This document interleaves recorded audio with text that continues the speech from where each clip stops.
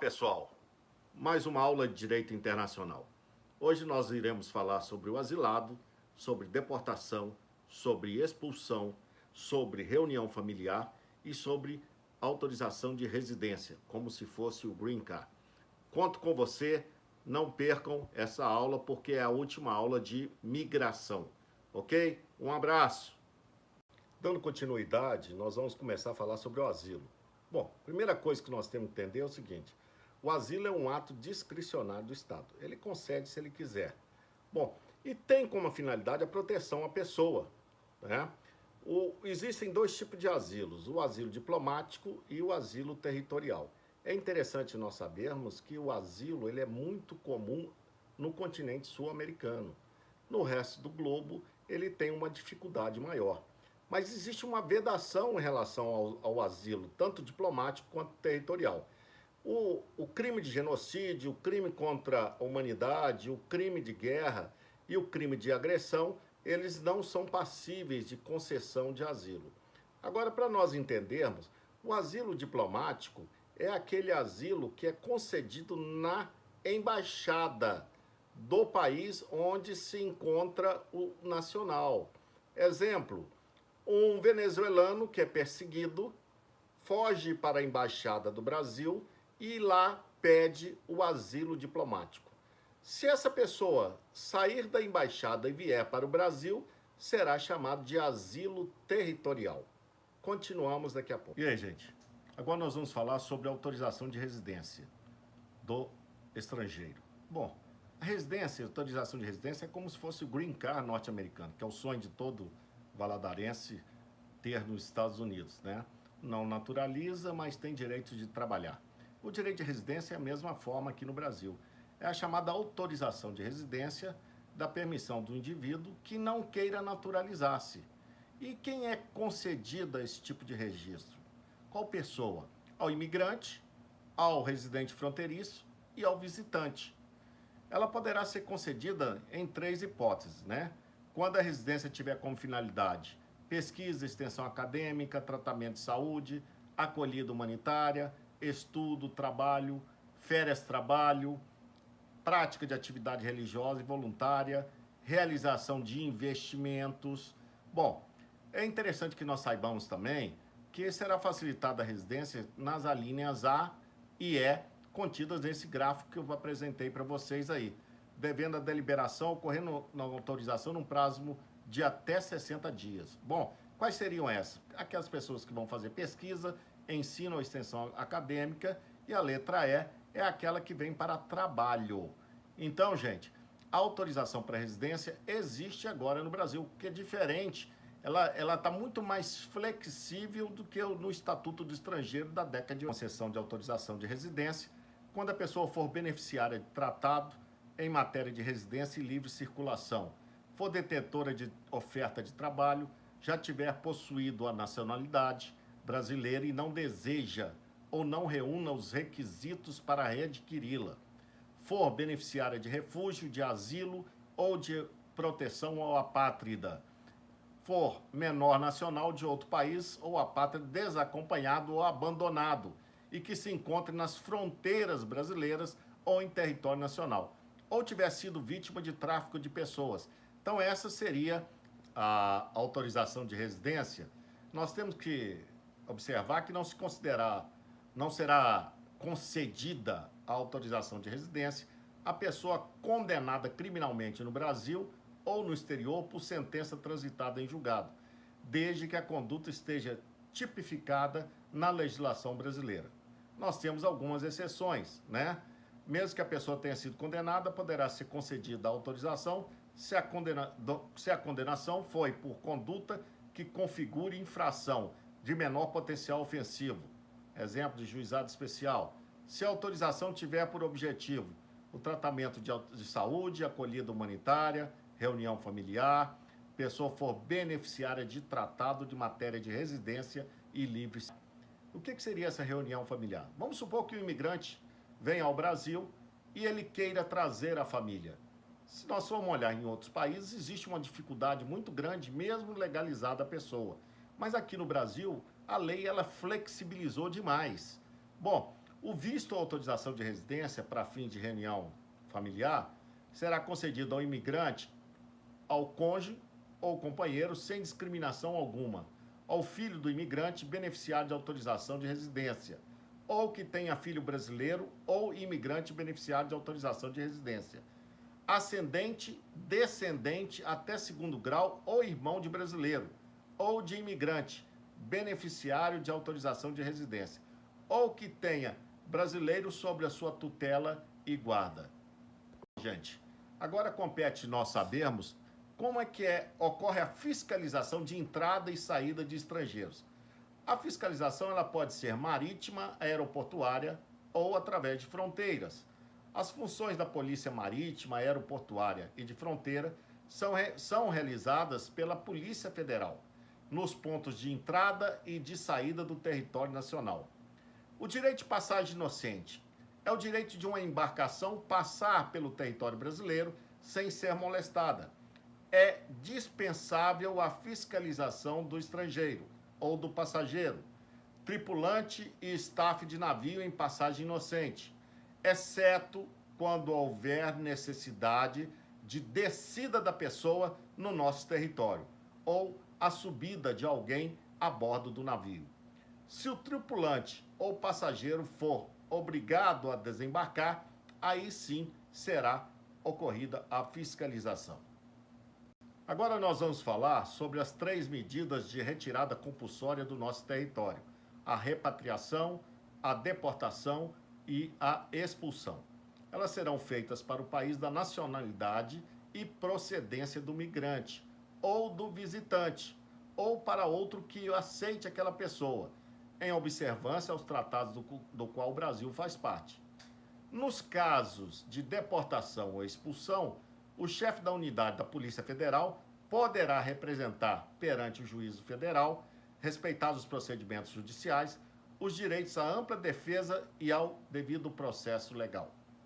Bom, é interessante agora nós fazemos abordagem em relação à chamada repatriação, deportação ou expulsão coletiva. É muito comum isso nos Estados Unidos, né? Pegam uma leva de pessoas, deportam aquelas pessoas, ou expulsam, ou fazem a repatriação.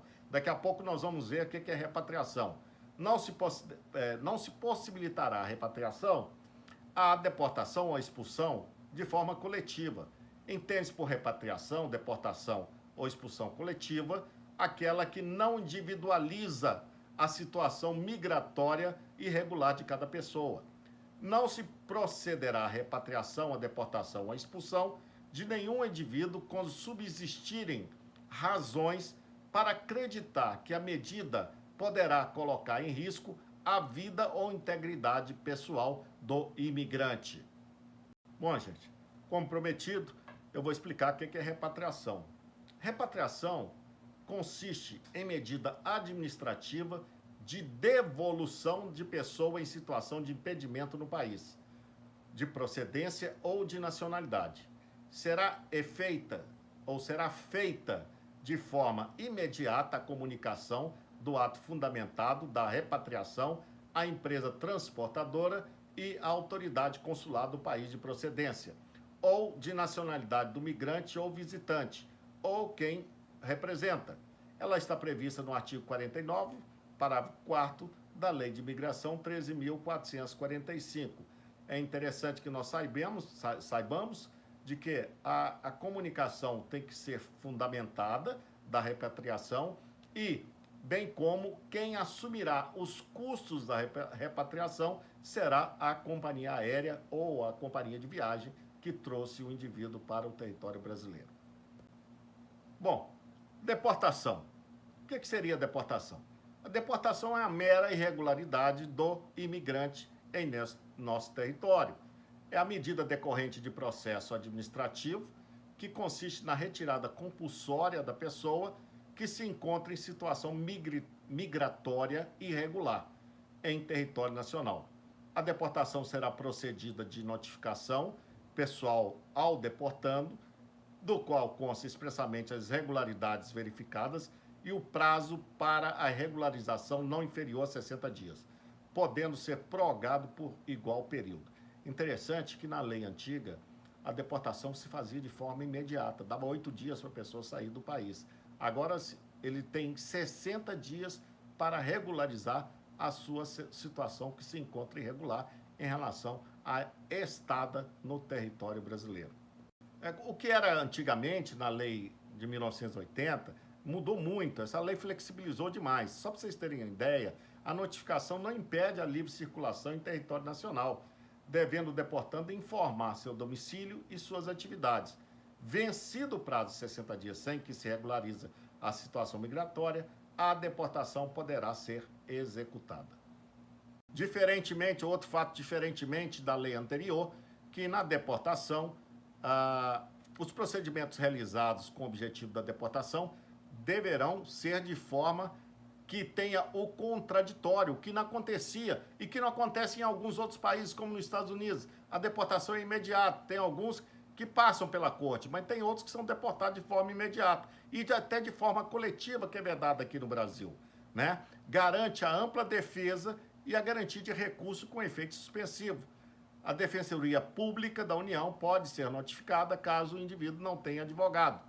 A ausência de notificação ou de manifestação da Defensoria Pública, desde que prévia e devidamente notificada, não impedirá a efetivação da medida da deportação. Não se pode deportar nos casos de extradição, quando não cabe extradição. Exemplo, negar a extradição e usam como artifício a deportação. Não se procederá à deportação se a medida configurar a extradição não admitida, então, pela legislação brasileira. Sobre deportação. Agora nós vamos falar sobre a expulsão. É interessante que na expulsão, o indivíduo pode estar regular aqui no nosso território, mas ele pratica um delito aqui no Brasil. Aí sim será aberto um processo de expulsão, que é diferente de deportação, que é uma mera irregularidade, né? O visto venceu. É uma forma de deportação, que ele vai ser notificado. Agora, na expulsão, o que é? Consiste numa medida administrativa de retirada compulsória do migrante ou visitante, né, do território nacional, conjugada com impedimento do reingresso por prazo determinado. É interessante quando eu falo por prazo determinado, porque na lei anterior, uma vez expulso, ele não poderia retornar ao território brasileiro. Agora, a expulsão, ela tem um prazo determinado para vencer. Vencida essa expulsão, ele poderá retornar ao Brasil, a não ser que seja um crime de genocídio, crime contra a humanidade, crime de guerra e crime de agressão, bem como crime doloso passivo de pena privativa de liberdade. No artigo 66 do Estatuto do Estrangeiro, da lei antiga, dizia que quem era competente para expulsar o indivíduo era o presidente da República. Mas a lei de imigração, ela não menciona de quem é a competência, né? Não é muito clara sobre o tema e fala sobre o seguinte: caberá à autoridade competente resolver sobre a expulsão, a duração do impedimento de reingresso e a suspensão ou a revogação dos efeitos da expulsão. Está contido no artigo 54, parágrafo 2º. No meu entendimento, ainda caberá, no final, ao presidente da República, vez que se adapta à lei antiga, por não conter nessa nova lei. Outra condição, vamos supor que um refugiado aqui no Brasil pratica um delito aqui e abre-se um processo de expulsão. A expulsão de estrangeiro que ostente a condição de refugiado não pode ocorrer sem a regular perda dessa condição de refugiado. Assim, antes da expulsão, deverá promover a perda da condição de refugiado para depois fazer a expulsão. Artigo 39 da Lei 9.474/97.